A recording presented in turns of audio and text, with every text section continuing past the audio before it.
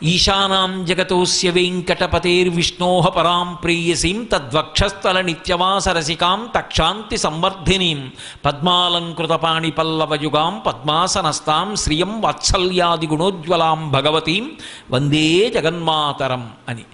ఆమె బిడ్డలందరి పట్ల పొంది ఉన్నటువంటి వాత్సల్యం అది.